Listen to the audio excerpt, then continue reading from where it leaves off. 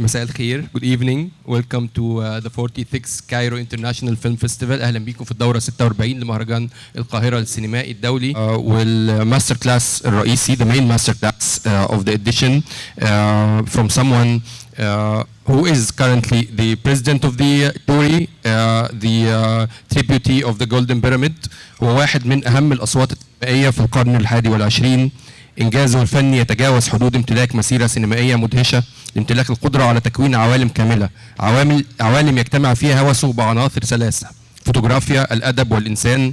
أفلام نوري جيلان تلخص الأزمات الوجودية والأخلاقية التي يعيشها الإنسان المعاصر ليس فقط في تركيا بل في كل مكان حول العالم. الإنسان في أفلامه يحاول إيجاد مكانه في الحياة، يحاول التوازن مع من حوله، مع الواقع الثقافي والاجتماعي، بل ومع الطبيعة والطقس الذي يعد عنصرا أساسيا في أفلامه. وقبل كل ذلك يحاول الإنسان التوازن مع نفسه، مع شعوره بالتيه وفقدان البوصلة داخل عالم يزداد تعقيدا كل يوم. The winner of the Cannes Golden Palm in 2014 for Winter Sleep and more than 100 more awards around the world in a filmography that only has 9 feature films and 1 short film. Please allow me to welcome Nuri Bilgi Jilان.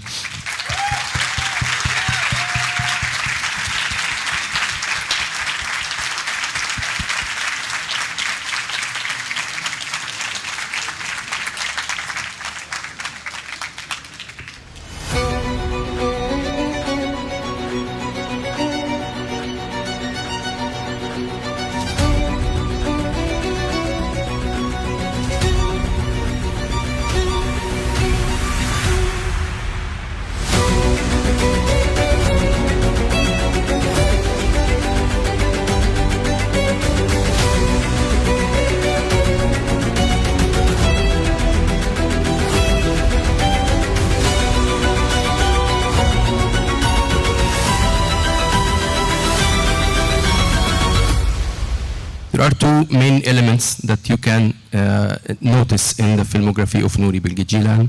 One is the photography background, as you was or still an active photographer, and the second is the influence of literature.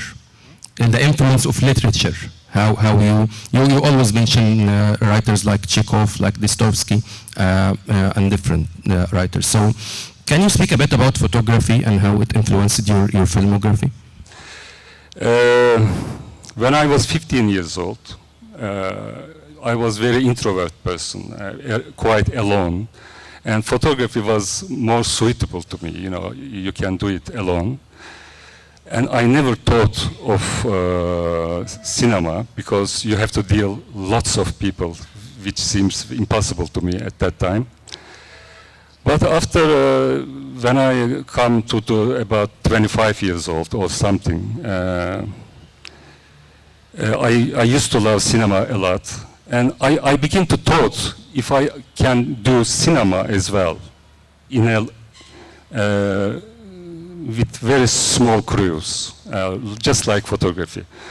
Because when I imagine, I could imagine that one can do it, you know, without anybody, just with one person.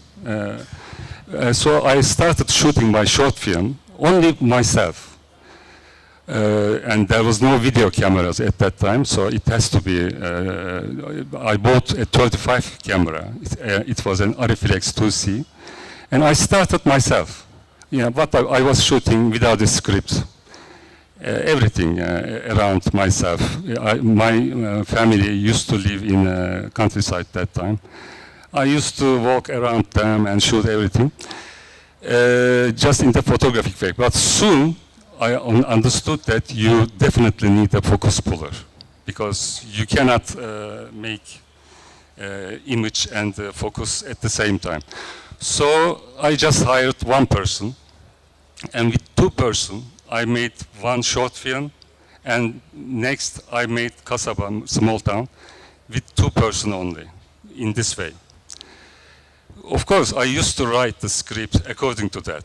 I mean, you have to know your possibilities, and you have to write the script according to that. And my next film, Clouds of May, it was 5 people, we were only. I was using the camera myself, and Uzak also, just 5 people.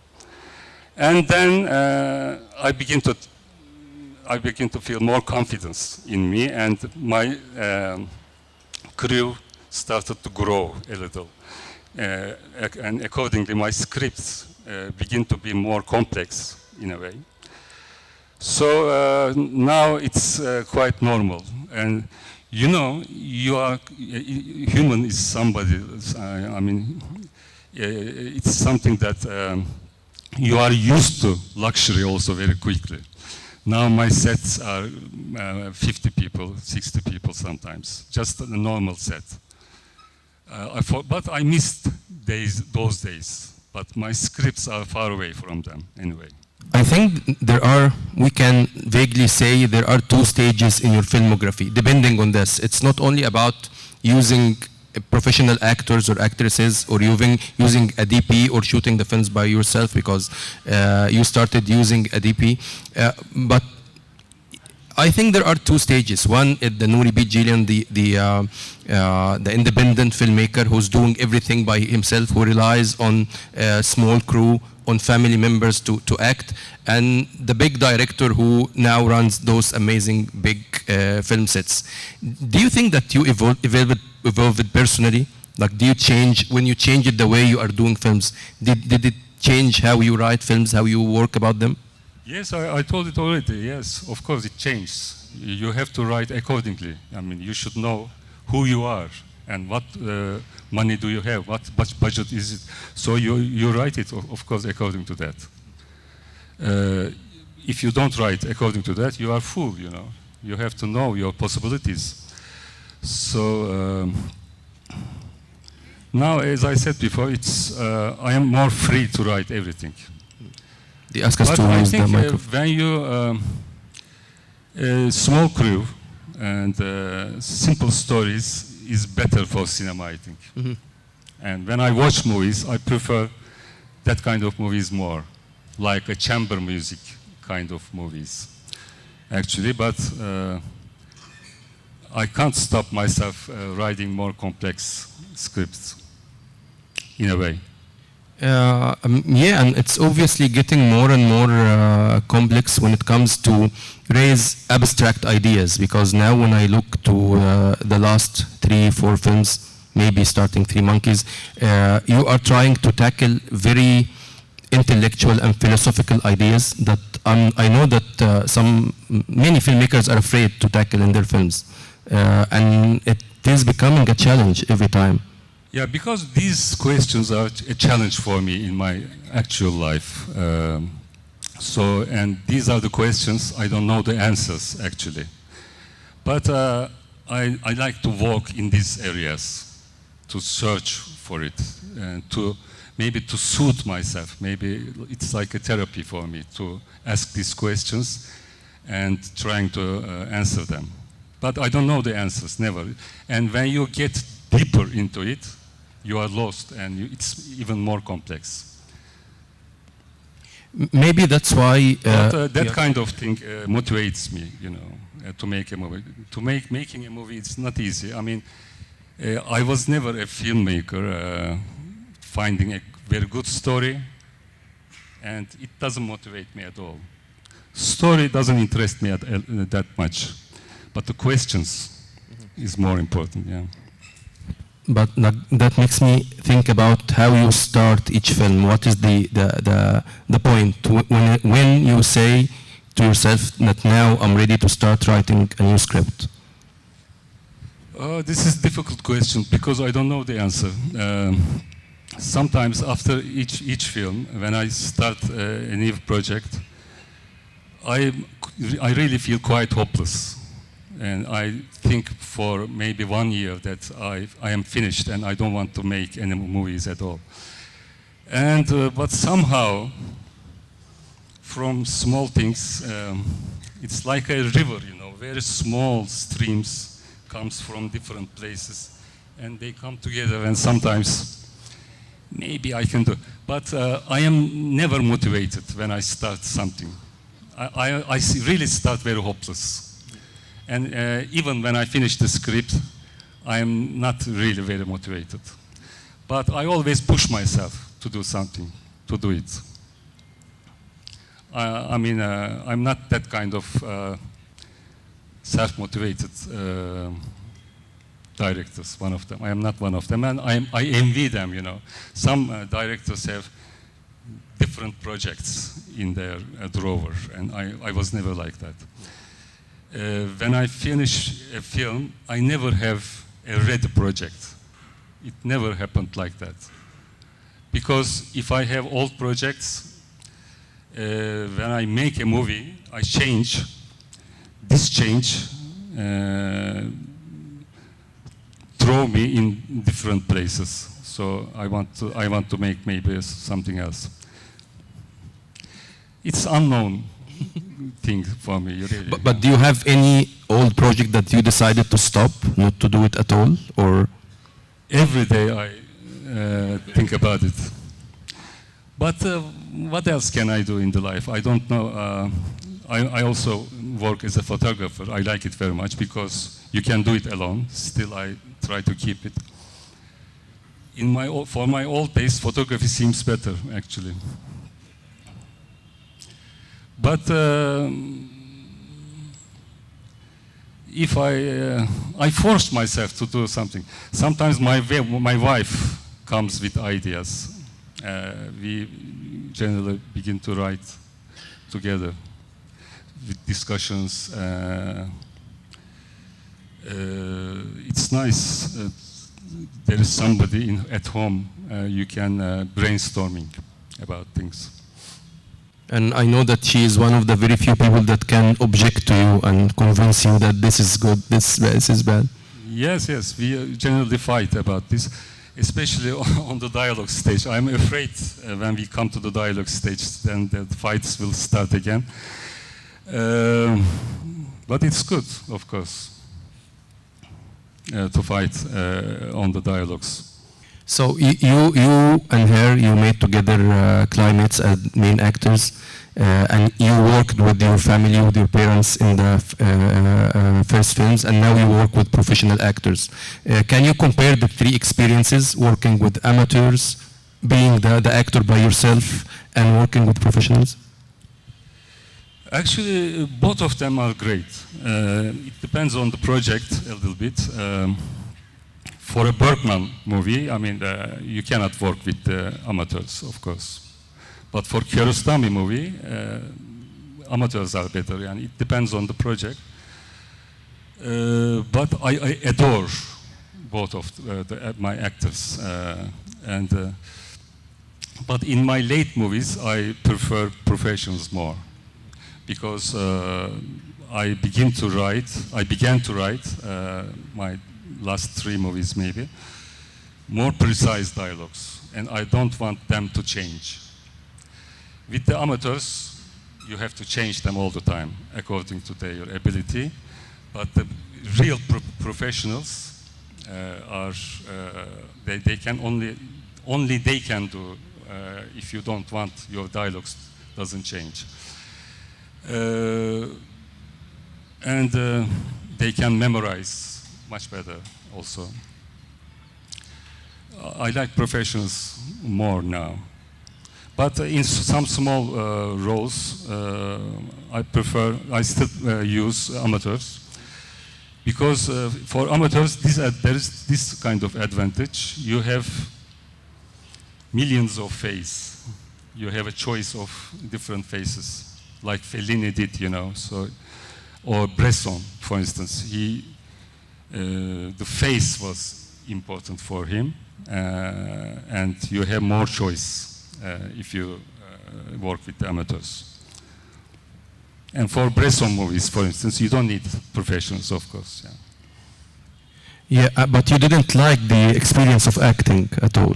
You didn't like to be the main actor, like in Climates, when you acted.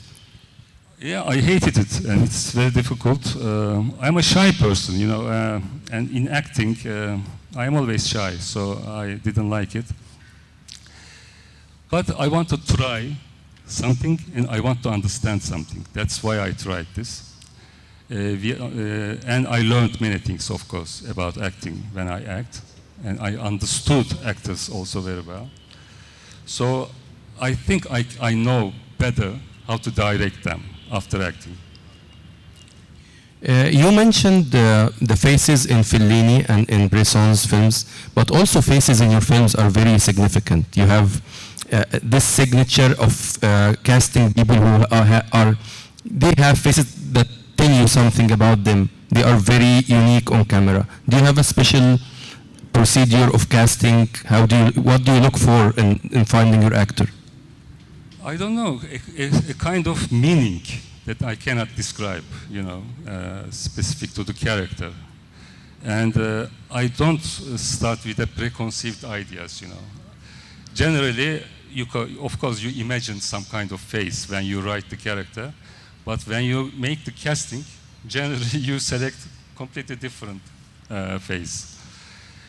When I make casting, I shoot a lot of people, and I shoot them one by one, but then I edit them, which is shot in different days.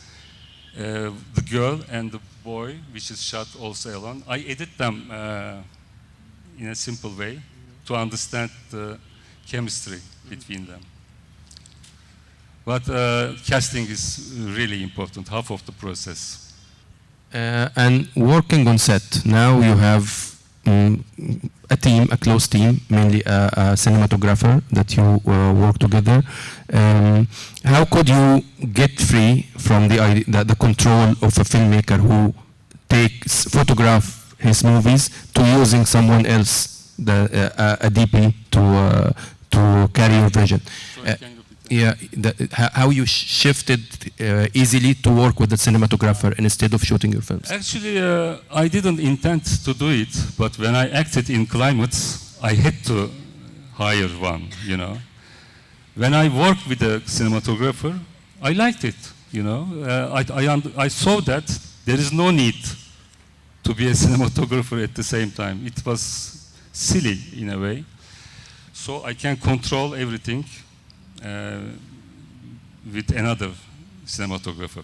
Because as a director, you have to watch the movie, watch the psychology going on there.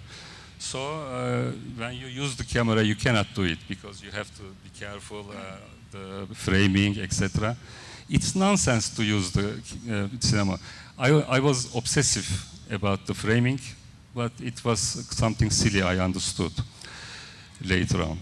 Now I don't like to watching the scene from outside. I like from the how do you say monitor? Monitor, yeah, with not big, small one.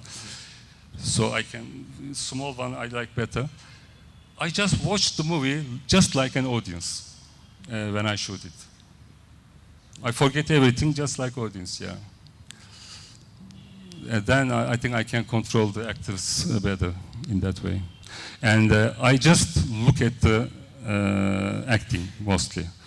Because framing I decide before with the cinematographer, then I forget it, just acting when I watch it, yeah. Looking at the actors' faces, I also think that one of your signatures is giving actors time on camera. Sometimes I feel that you are waiting for something magical to happen, like the camera is just watching the actor or actress, and maybe the dialogue is over, but it's just waiting for something. Is it a true feeling? Like, do you know when exactly you are going to end the shot, or?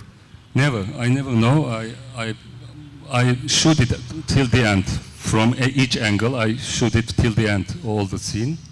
And I prefer not to cut, of course. If the actors are good, sometimes it works. I use just from one angle. But when you make audition, you understand if you like the actor, but you don't know if they will be able to memorize everything, like very fluently. Because they come to the audition just working 3 days maybe, but then they have months to memorize all the lines. Sometimes some of the actors, there is some problem in memorizing the lines, and the biggest problem happens then. then I have to cut because of the actor's performance. When they make a mistake, I have to cut there. Even if I like the rest of the shot very much, I cannot use all the... of course, I don't like to cut a lot. That's the style I like, but you have to cut sometimes because of the performance. So I'm very afraid if the actor comes without really memorizing the lines. In my last film, for instance, there was no problem. It was so fluent. The actors was really good. Now, generally, I shoot 7 pages of dialogue. If there is, for instance, I have some scenes, 20 pages of dialogue. I shoot them 3 days, 7 pages. But in my last film, the actors memorized all 20 pages. So I could shoot till the end. Then I adore them, actors, in that time, if they can memorize very good. Then you can together search something with the actress, with the actor or actress. In the last 3 films, it became obvious that now you love dialogue more than you used to do in the first films. And now it's a major tool that you put many of your ideas within a very intelligent and very well-written dialogue. In my films, the dialogues are getting increasing more. Actually, I like dialogue. But I also like films without dialogue. It's not a kind of a matter of preparation. I like dialogue if it works good, to watch it. In Dostoevsky novels, there are pages of dialogues, and I like to read them really a lot. First, I inclined to dialogue because of my fear. In some of my films, I was afraid of dialogue, so I didn't try it that much. I tried to keep it less and less. And with amateur actors, you have to keep it less and less. It's better. You begin to afraid of that. But when I work with the professionals, I wanted to push it even hard. If I can, I want to test myself. If I can make this long dialogue, make it work. It was a challenge for me, in a way. And I think it succeeded well, because now most of the scenes are very iconic. One of your films is called Climates. And I think climate is also a very important element in your films. Like when the event takes place, is it summer, is it winter, is it spring? Not necessarily in climates, which is happening in the 4 seasons, but in every film, I think that's a very wise and conscious decision you take. Is it true? Yes. Because in real life also climates, the seasons, the weather condition influence me a lot, you know. Snowfall, for instance, takes me to my childhood, and rain is a different feeling.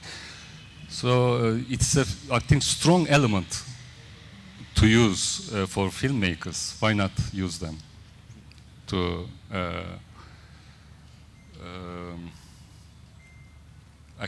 accompany to the characters, their psychology. And you think human behavior changes if a certain event happens in winter? Will a reaction of a character can be different if it happens in summer? Maybe, but I don't want to speak very sharp about that because sometimes tragedy seems more tragic, even more tragic for me when it happens in summer. The environment, when the environment says positive things and the psychology is very negative, this contrast sometimes very powerful. So the important thing is the way you use it. I agree. And also one theme that is somehow recurrent in your films, when I try to, I watched all of them in the last 2 weeks, so I have a clearer idea, is humiliation. I always think humiliation, that characters found themselves in a situation that they are humiliated. Is it, do you think it is true? Yes, I think you are right. Yeah, humiliation, because one of the most powerful. I mean, I hate humiliation. Being humiliated. That's why maybe I'm afraid of humiliated. Maybe that's my trauma. I don't know. But you test characters under humiliation. I think you see their different sides, not only in travel or business, but also under humiliation. You understand the character, what we are. I mean, everybody. I mean, because we are living in a way that we protect ourselves all the time. I mean, we protect ourselves not to be humiliated, to be respected, etc. But sometimes we cannot control it, and we are humiliated. Then it's really a surprise for us, and nobody knows himself without knowing humiliation. And in the previous, at least 2 films, maybe more, but at least 2, humiliation becomes bigger. It becomes a stigma. The characters find themselves in a surrounding that judge them. You are the gambler of the village. You are the harasser of the school, which also creates a different dynamic of how a person reacts with the whole world. Yeah, and also humiliation. I think maybe I learned the impact of it through art. Is Dostoevsky taught me about that, because Dostoevsky also used it a lot in his novels. You know, also in society, we see different kind of humiliations now in the social media. In one day, the whole life of a person changes, you know, with a, for instance, taciz neydi ya? Harassment, for instance, something like that. In one day, your life completely changes, and there are many different forms of that thing. Yeah, you know, it's very interesting, and I think about it a lot. And it's a good tool, I think, for understanding the psychology and make some inner movement to the movies. Yeah.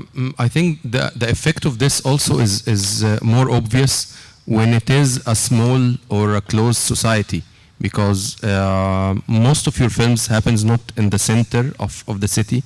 Maybe this tent is an exception, but it happens either in villages, in mountains, in far neighborhoods, where somehow there is a closed society that has its own rules and regulations that are applied and forced to everyone inside it.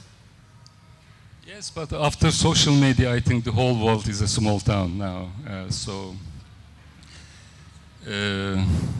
everybody can join to the market somehow. I mean, when you say your words. I think in the old times, when I was a child, I lived in a small town for a long time. It was, how do you say? It was terrible. I mean, the moral values was incredibly, how do you say, terrible, you know. And you think that the whole world is just this town. Now the social media has some positive and bad sides, but it changed everything now. And I sometimes go my hometown. It's very different now, not like my when I was a child. Yeah. Couldn't express it. Yeah. You mentioned Dostoevsky, you mentioned Chekhov, and I think you love literature, you love novels. Maybe you don't adapt them often like you did in Winter Sleep, but I feel each time we speak that you mention a book, you mention a novel. Do you think this is useful for a filmmaker? Of course, of course. It's one of the most useful things, of course. for me, especially Chekhov is more suitable to cinema, I think. In every single film of mine, there are some certain details from the Chekhov stories, I think. Or here and there, maybe small, maybe bigger, I don't know. But so without knowing, maybe I don't realize it, but still I write at the end quotation Chekhov, Dostoevsky, because without noticing, I may use it. I think that it's my subconscious, so I still write them. And I first read my first Crime and Punishment when I was 19 years old. And it influenced me a lot, even if I am very young. I don't know why, but when I read it again later, I felt the same things. So maybe, I don't know, we don't change a lot that much in certain things. We change in many aspects, but there are certain things which doesn't change. And the same things influenced me also, the same part of the novel in the same way. For instance, when I read The Crime and Punishment, some irrelevant thing influenced me more. When he go to killing or making the robbing with anyway, he passed near a park and he look at the writing there, and he look at the certain corner of the letter A. This detail, and also he thought if they make more water fountains here, it will be better. He thought about this when he go to the killing. This detail taught me from the whole film school more thing about art and human psychology, even this small detail. So when I read it again later, the same kind of details influenced me more in the novel. I was a bit surprised that. You also told me that you got a nice surprise discovering an Egyptian novel, Tawfiq al-Hakim. Yeah. I think people will like to hear about this. Yes. I think 3 or 4 years ago, I read an Egyptian novel, Tawfiq al-Hakim. توفيق الحكيم يوميات نائب في الأرياف. Yeah. His novel called The Diary of a Country Prosecutor. I liked it very much. It's just very cinematographic story, and I wanted to make a film out of it, but it was a bit looking like Once Upon a Time in Anatolia, so I give up. But there is a very beautiful film over there. And then I learned from you when I come here that there is already an Egyptian film made, and you will send me the link. Don't forget. I will. When I watched Winter Sleep, I had this question: is like, why you decided to make a film about such a character? Because recently the main characters in your films are not the usual people that cinema used to offer us as the main characters. I mean, the main character in Winter Sleep, for example, it can be described as a negative person. He's very toxic to the surrounding, even if the film makes us understand him more with time. But now I see that you are interested in very complicated characters than before. Yes, I think, but he doesn't seem to me that toxic. I find him quite logical as well. I think he's just one of us. I don't describe him negative character, and all of us is like that. I believe we doesn't show our negative side. We keep it inside, but we all have the same feelings. I think we think the same way, we do the same thing, but because we have to protect ourselves and we show something not risky to the society. Everybody is like that, so it's not a negative character for me.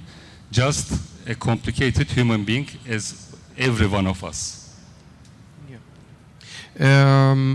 Also, I have like a question that some of my fellow film critics asked about. It's happening in your film, but it's happening also in the films of so many great filmmakers. That recently the films tended to be longer. Films tend to be 3 hours plus, especially from great filmmakers who has something to share with people. While it wasn't like this 20 years ago. Yes, I'm not also happy with that, really, because it's very difficult. Nobody likes it, even the audience. But when I write the script, I never calculate things, you know, the length of that. But when I try to make it, the problems start. Producers doesn't like it, distributors doesn't like it, world sales doesn't like it, festivals hate it, audience hate it. But what can I do? But I hope my next film will not be that long. It seems so anyway at the moment, but who knows? And when you make post-production, actually, practically, you make 2 films. You need 2 films effort to shoot it, to edit it, to finish it, everything. So I'm also not happy with that. And you sell it half price. When you write a thick book, you put better price for it. But if it's a film, you have to sell it half price if it's long. Unfortunately, the situation is like that. With my producer, my co-producer in France, for instance, we have an agreement. If the film is longer than 2.5 hours, he pays me less money. This is my offer, actually, to feel myself free.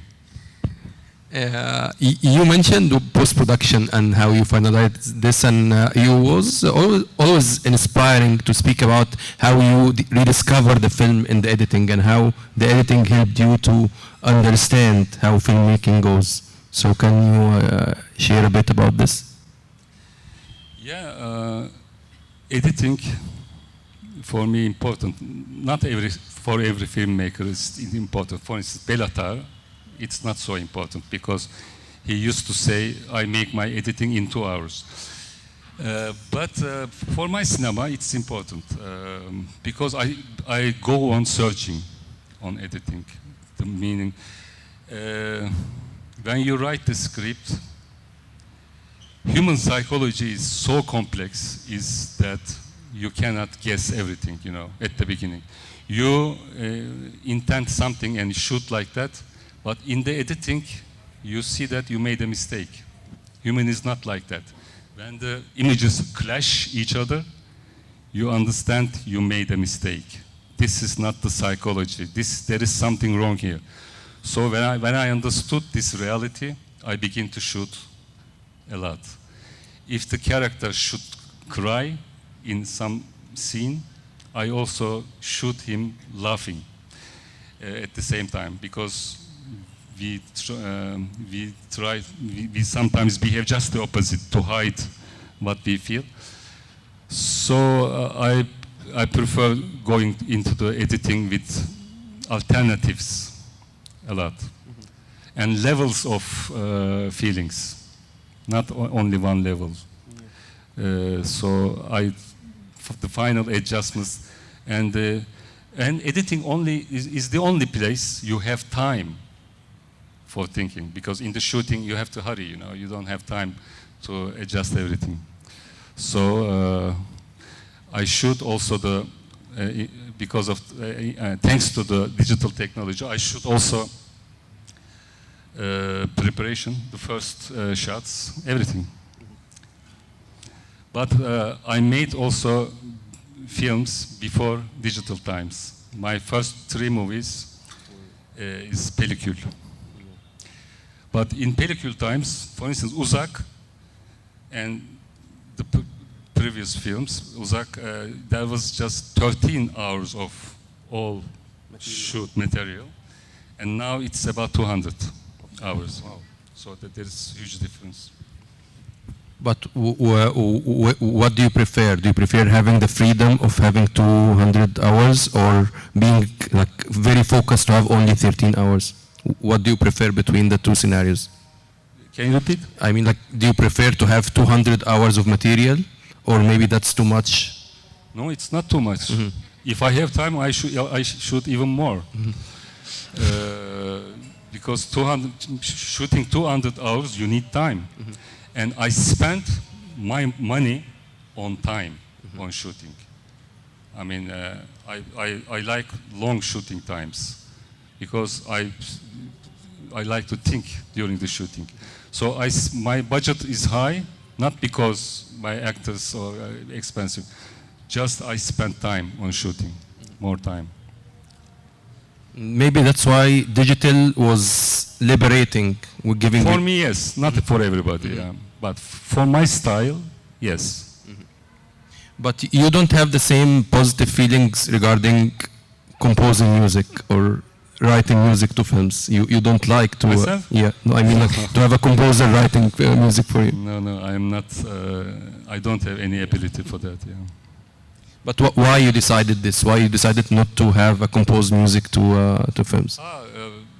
In my first movie, Kasaba, I hired a musician to make a music, but I didn't like it. So you spend a lot of money and make a music, and you don't like it finally. So I didn't want to try it again. I think I like classical music very much, and there are thousands of music, so why not use them? Yeah, so currently you either don't use music or use some classical musics in your film. Yeah. That's the signature. Yeah, sometimes I use Turkish music, something, I don't know. But I never think about music until editing finish. I mean, during editing, I begin to think about it. Beforehand, I never thought about music when I shoot movies. Never. But like, do you like other films with music? Like, do you like musical films, or you prefer the cinema that is focusing on? If it's creative musicals, yes, I like sometimes. I like creativity. I like something fresh, to see something fresh. But it doesn't work all the time. But sometimes I like, yeah. I have a question regarding the comedy elements in your films, because you have never made a film that can be described as comedy, but always in every film there are a few moments when you find yourself laughing, maybe in a very difficult situation, but laughter just emerge out of the difficulties the characters are passing. Do you agree on this? Actually, I think life is very funny for me. I mean, I see the life in that way. Even in the most tragic situations, in the funerals, for instance, I kind of sense the humor. I mean, my mind is like that. And also, I don't like sentimentality, and I'm not the kind of person who give life a lot of meaning. In general, in the general level, life is quite meaningless for me. So I don't take things that serious, you know. But that doesn't mean that I'm a humorous person. I'm not like that, unfortunately. But I see that kind of details more in life. Sometimes I just try to be realistic, and sometimes people find it funny. Okay, I think that brings us to the end of this wonderful session. Thank you, Mr. Nuri. Thank you so much for being with us. Thank you.